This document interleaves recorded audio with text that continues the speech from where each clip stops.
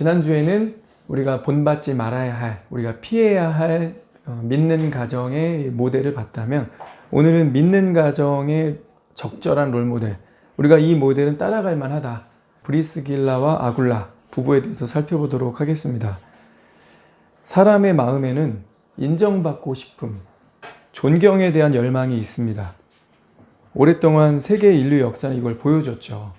왕이 되어서 권력을 가진 자들이 그 권력으로 백성을 압제하고 자기가 원하는 것을 얻어낼 수도 있었지만, 그 왕들조차도 백성들의 인정, 백성들의 존경을 받고 싶어 했습니다. 폭군, 압제자, 교활한 정치인이 아니라요, 선왕, 의로운 통치자로 기억되고 싶어 합니다. 우리도 비슷하지 않습니까? 우리가 시장님이나 국회의원이나 왕, 대통령 이런 건 아닐지라도 우리 마음에는 인정받음, 존경받음에 대한 열망이 있습니다. 그 집 애엄마 마음 쓰는 게 참 착해. 그 집 남편 인사성이 아주 밝아. 이 사람이 기본이 됐어. 반듯해. A 형제님 가정은 참 화목해 보여. 부부가 서로 위하고 봉사하는 게 참 아름다워. 이런 거죠. 칭찬은 고래도 춤추게 한다는 스테디셀러 책이 있습니다. 그만큼 누구나 인정받음, 존경받을 때에 대한 기쁨과 기대, 열망이 있다는 거죠. 반대로 누구도 악명 높은 사람으로 기억되거나 추한 사람, 쓸모없는 사람으로 알려지고 싶지 않습니다. 성경은요, 이런 우리의 본성을 부정하거나 무시하지 않습니다. 반대로 하나님은 우리에게 칭찬을 아끼지 않으시고요, 상급을 약속하셨고 선한 일에 열심을 내라고 말씀하십니다. 디도서 2장 14절 가겠습니다. 그가 우리를 대신하여 자신을 주심은 모든 불법에서 우리를 속량하시고 우리를 깨끗하게 하사 선한 일에 열심히 하는 자기 백성이 되게 하려 하심이라. 하나님이 사람을 구원하신 목적이 뭐래요? 하나님을 닮은 선한 일에 집중하는 겁니다.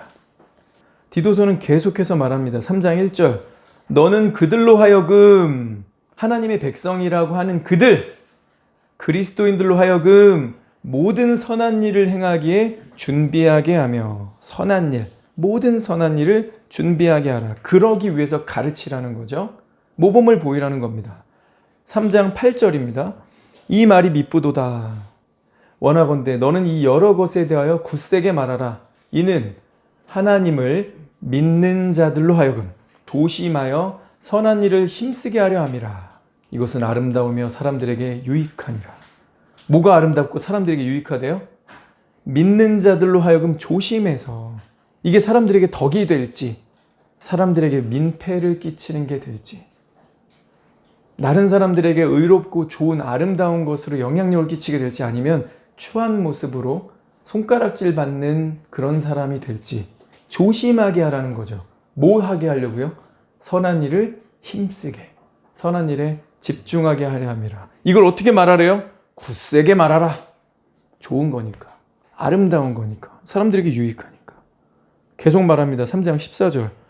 또 우리 사람들도 열매 없는 자가 되지 않게 하기 위하여 필요한 것을 준비하는 좋은 일에 힘쓰기를 배우게 하라. 똑같은 거예요. 선한 일, 좋은 일, 같은 단어입니다. 좋은 일에 힘쓰기를 배우게 하라.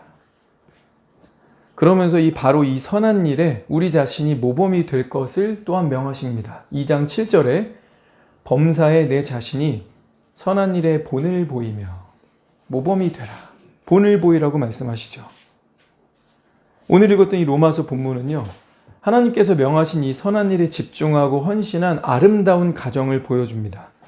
그들의 섬김과 헌신은 돕는 일이었고 조용했지만 하나님은 그들의 이름을 영원한 말씀에 새김으로써 오늘을 사는 우리에게도 그들의 이름을 기억하게 하십니다. 표상이라는 말이 있죠. 표상. 본받을 만한 대상, 대표로 삼을 만큼 상징적인 것, 이런 뜻이더라고요. 표상.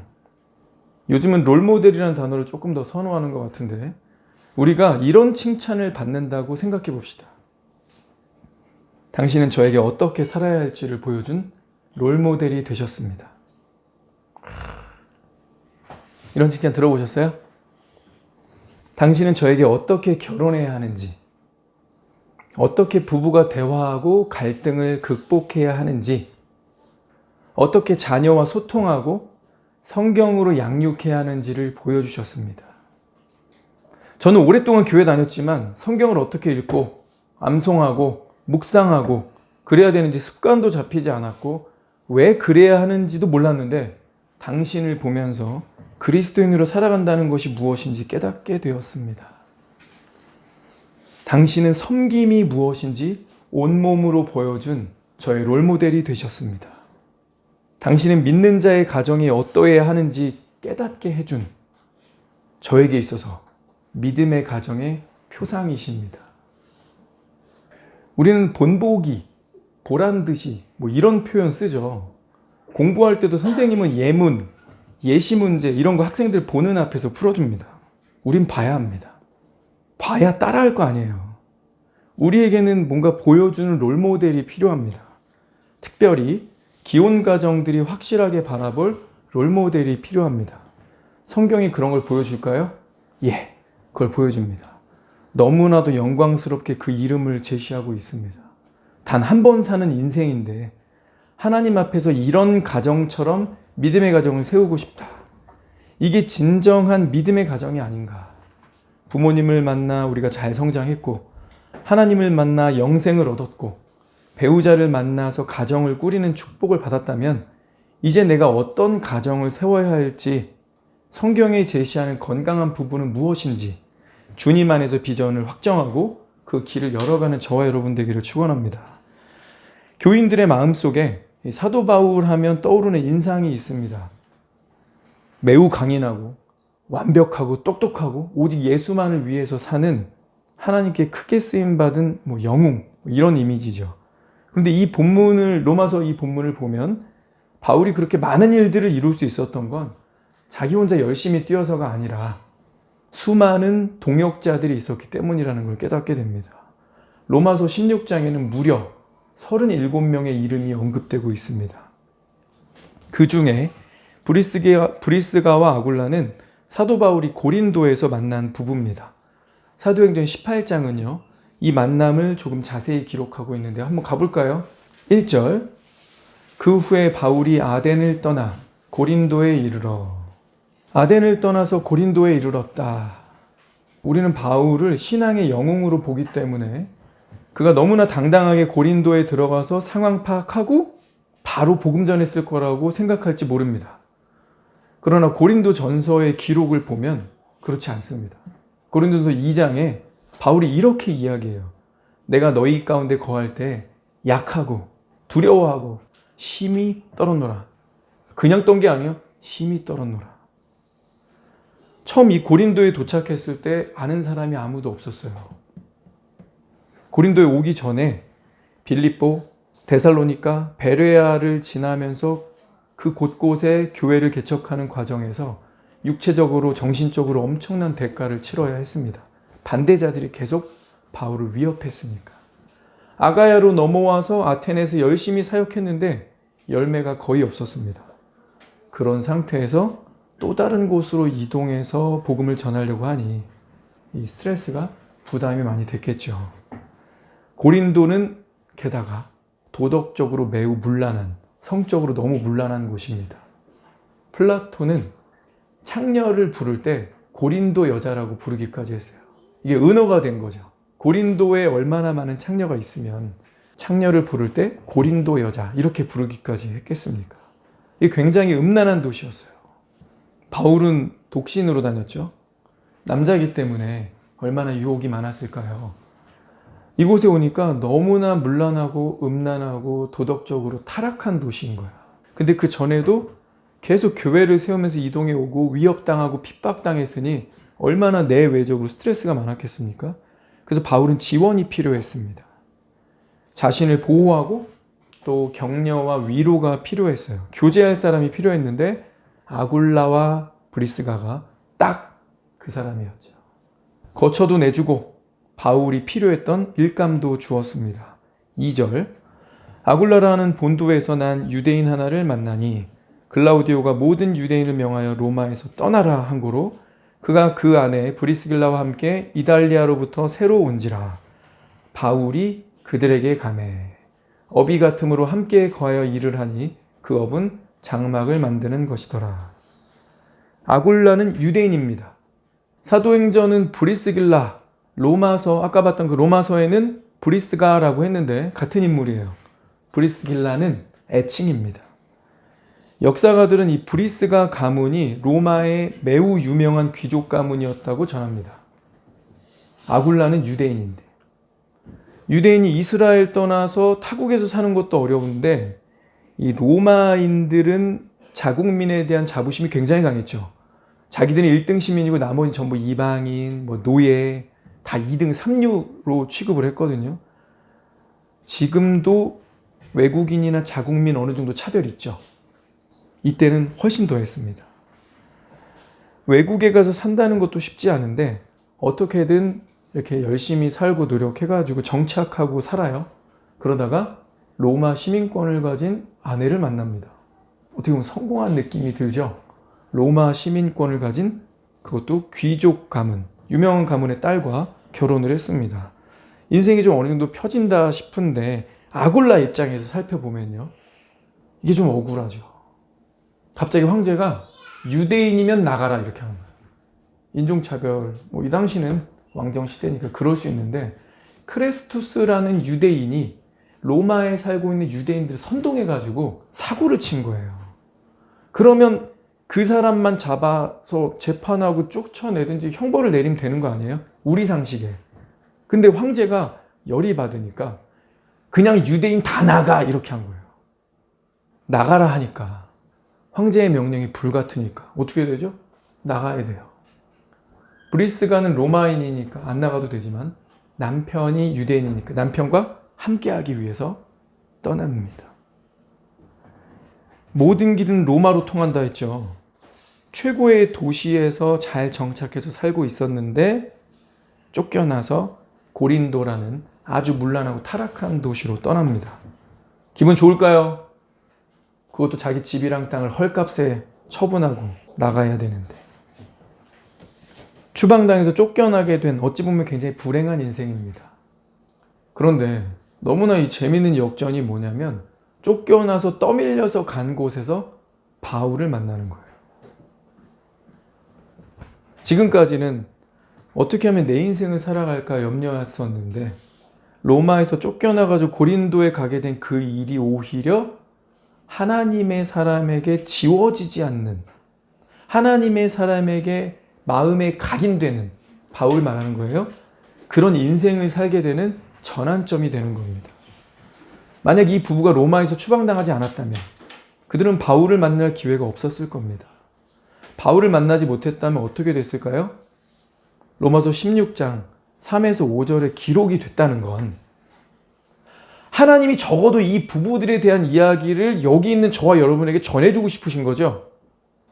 이들이 어떤 사람인지를 우리에게 보여주고 싶으신 거예요. 하나님께 기억되지 못하는 인생을 살았을지 모릅니다. 그런데 로마에서 추방당하고 갑자기 나그네 같은 인생을 살게 됐는데 그 일이 인간적으로 보면 당사자에게는 매우 아픈 일, 억울한 일이겠지만 하나님 편에서는 그들의 인생의 새로운 국면을 이끌어 가시는, 마치 새로운 문을 여는 것 같은 장면인 거예요. 너는 지금 쫓겨나가는 것 같이 느껴지겠지만 너에게 닥친 이 고난이 너희가 이 문을 열고 나감으로써 이제는 하나님이 나에게 주목받는 인생이 될 것이다. 누구에게 주목받고 싶으세요? 로마의 브리스 가문보다 훨씬 유명했던, 쟁쟁했던 부자들 많았습니다. 권력을 쥔 사람들 많았습니다. 우리는 아무도 기억해 주지 않아요. 그러나 언어가 다르고 문화 다르고 세대 다른데 오늘에 이르기까지 저와 여러분은 브리스가와 아굴라를 기억하고 있습니다. 왜? 하나님이 새겨 넣으셨기 때문이죠. 고난을 통해 하나님이 나를 주저앉히시는 게 아니라 이 일을 통하여 나를 이전의 인생보다 하나님 앞에 유의미한 인생이 되게 하실 거라는 믿음이 필요합니다. 브리스가 아굴라 부부를 통해 하나님이 우리에게 뭘 보여주고자 하시는 겁니까? 추방을 당했지만 추방을 당했다는 것보다 더 중요한 것이, 그래서 고린도에 가서 누구를 만났느냐예요.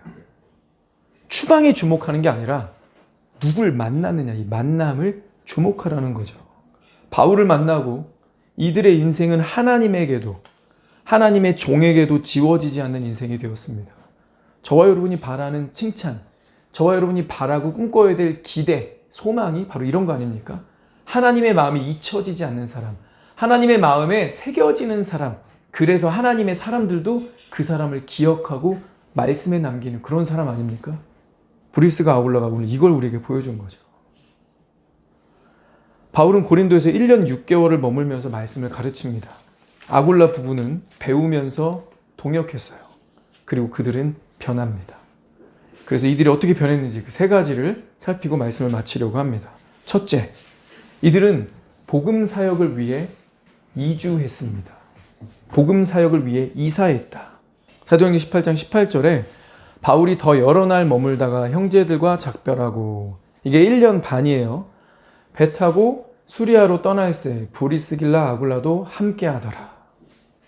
바울이 고린도 지역에서 1년 반 사역하고 에베소 지역으로 떠납니다. 그런데 이제는 이들 부부를 추방하는 존재가 없어요. 그런데 이들이 자원해서 복음 사역을 위해 이사를 결정합니다. 그래서 그들은 로마에서 고린도로, 고린도에서 에베소로, 에베소에서 다시 로마로 이사합니다. 오직 예수 그리스도의 복음을 위해 얼마든지 집을 옮겨 다니면서도 복음을 증거하기 원하는 사람들이었죠. 이 부부는 유연성이 있었습니다. 이들의 가정은 항상 열려 있었고 자신들을 필요로 하는 곳이면 어디든지 기꺼이 따라가려고 하는 마음 자세가 있었던 거죠. 두 번째, 이들은 변했습니다. 집을 개방하여 성도들을 섬깁니다. 집을 개방하여 성도들을 섬긴다. 로마서 16장 5절에 이렇게 되어 있죠. 또 저의 집에 있는 교회에도 문안하라. 브리스가와 아굴라 집이 교회였다는 뜻입니다. 고린도전서 16장에도 같은 말이 나와요. 아시아의 교회들이 너희에게 문안하고 아굴라 브리스가와 그 집에 있는 교회가 너희에게 간절히 문안하고. 이 부부는 가는 곳마다 가정을 개방해서 예배 드리는 곳으로 제공합니다. 하나님을 믿으면서 이 부부에게 나타나는 특징이 뭡니까? 이 부부는 영원을 보는 눈이 있었어요. 우리 요즘 이런 가사로 노래 많이 있는 것 같아. 영원을 보는 자, 뭐 이런 노래 부르잖아요, 그죠? 근데 이 부부는 그게 말이 아니라, 노래가 아니라 실제 삶이었던 거죠. 이들에게 직업이 분명히 있었는데 이들의 마음은 훨씬 더 중요한 것에 초점이 맞춰져 있었어요. 그러니까 복음을 위해서라면 이제 추방 때문에 이동하지 않는다. 내가 자원해서 2번, 3번도 이사 가겠다. 자원해서 이사 가고 자기 집을 개방해서 성도들이 예배할 수 있는 공간으로 제공하고 있죠. 이들의 초점은 사람에게 투자하는 거였습니다. 교회를 세우는 일을 최우선으로 추구했죠. 하나님을 사랑하는 표현 방식이 우리 저마다 다를 수 있습니다. 이들 부부는 하나님을 너무너무 사랑했는데 어떤 방법을 택한 겁니까? 동역입니다.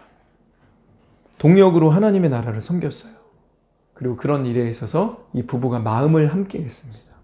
브리스길라와 아굴라는요, 이름이 언급될 때 6번, 신약 성경에 6번 나오는데 꼭 부부 이름이 같이 언급돼요. 왜 그럴까요? 진짜 한 마음과 한 뜻을 이룬 거죠. 아나니아와 삽비라처럼 악한 일에, 나쁜 일에 팀워크를 이룬 게 아니라 이들은 정말 선하고 의로운 일에 온전한 팀워크를 이뤘기 때문에 굳이 언급할 때 아굴라만 해도 그 와이프 브리스가인지 알 거 아니에요. 한 번만 언급돼도 배우자 누군지 알거든요.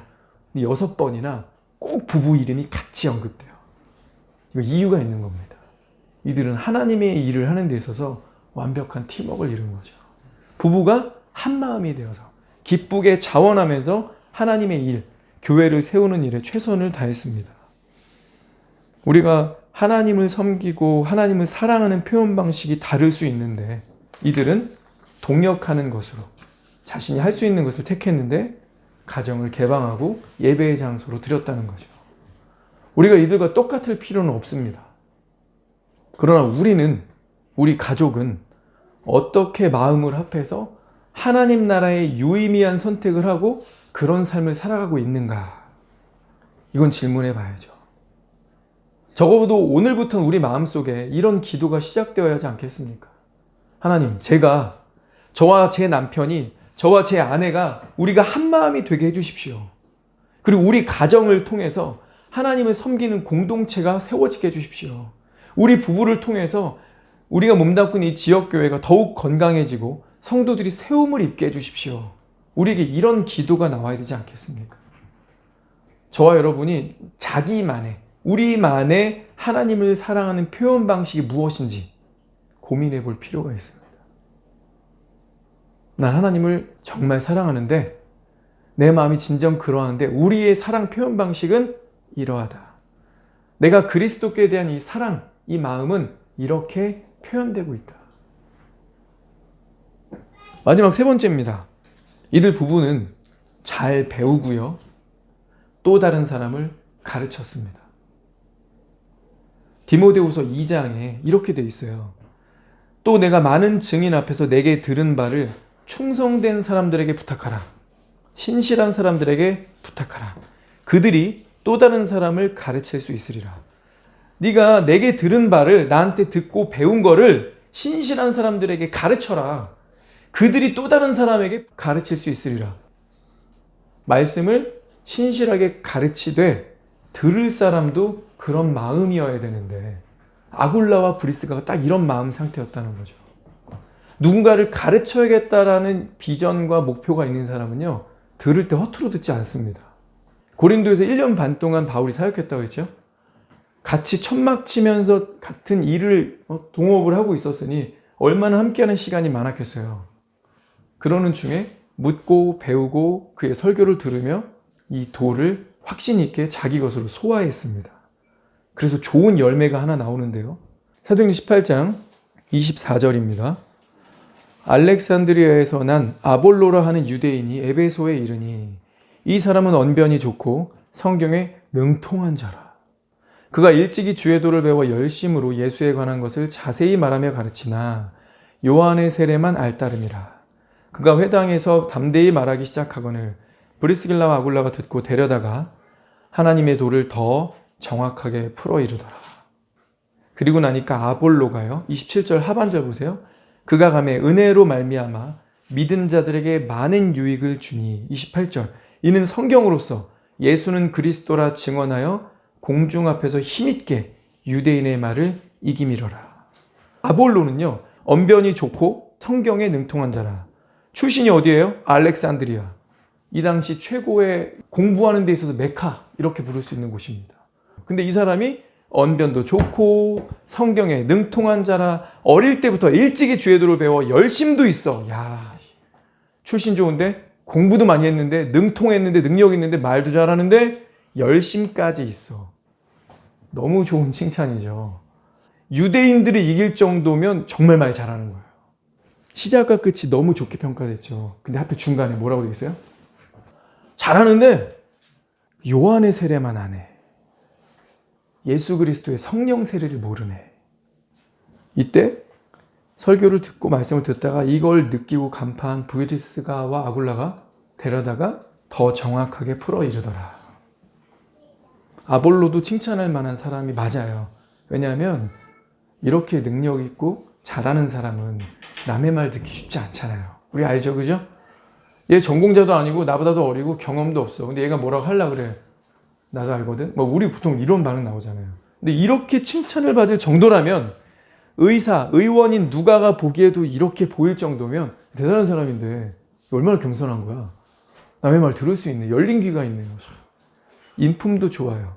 물론 브리스길라와 아굴라가 이리 와봐요. 그거 틀렸어요. 이랬을 것 같진 않아요. 오늘 말씀 잘 들었습니다. 정말 은혜 받았어요. 정말 훌륭하시네요. 저희 집에서 식사 한번 하실래요? 초대하고 싶습니다. 집에 불러서 오늘 이런 말씀 주실 때 너무나 은혜되고 분명하게 이해가 되고 깨달아졌는데 혹시 예수 그리스도의 성령 세례는 아시나요? 요한의 세례까지 말씀하실 때 너무 힘있고 능력 있어서 막 은혜가 받았는데 성령 세례, 오순절 때 임했던 그 성령 세례에 대해서 아시나요? 초대해서 부드럽게 그들에게 전달하고 잘 가르쳤습니다. 누가는 아볼로에 대해서 칭찬으로 시작해서 칭찬으로 끝나지만 중간에 그의 부족한 점, 아쉬운 점, 빠진 점이 있었는데 이걸 누가 채웠다고 얘기하는 거예요? 브리스길라, 아굴라 부부.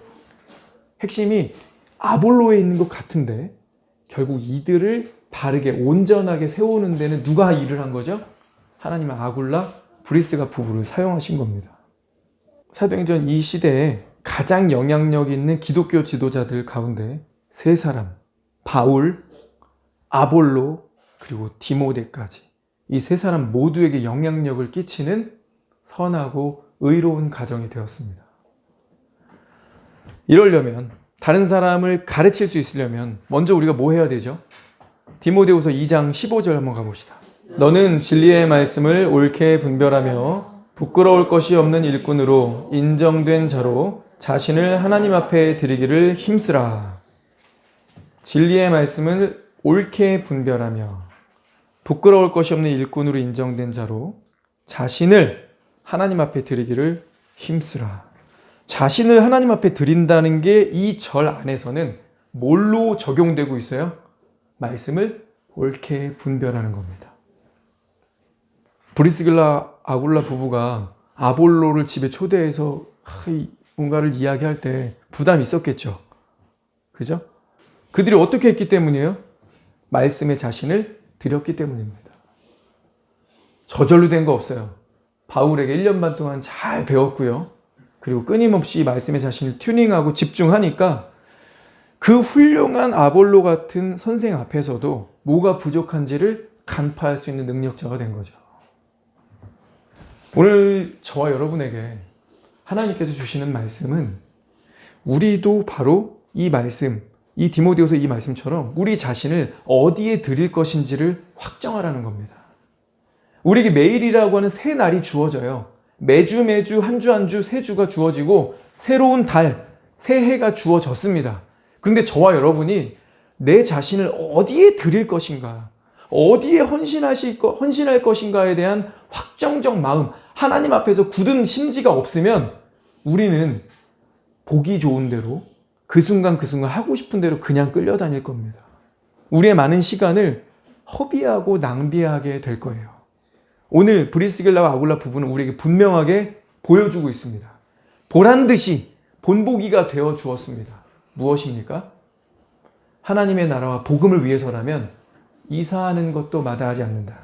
이들 부부였기 때문에 이사가 특별한 거예요. 왜냐하면 이들은 추방돼서 처음으로 어쩔 수 없이 이사라는 걸 했기 때문에, 가장 좋은 도시에 살다가 억울하게 쫓겨났기 때문에. 근데 억울하게 추방이 됐는데 이들은 그 억울했던 과거에 함몰되지 않고 하나님이 나를 새로운 만남의 길로 열린 문으로 인도하신 거구나 라고 믿음으로 해석하고 나니까 이제부터는 아무도 시키지 않는데 알아서 재산 처분하고 나 이사 갈래, 바울 따라서 함께 동역할래. 그래서 에베소로 가는 거예요.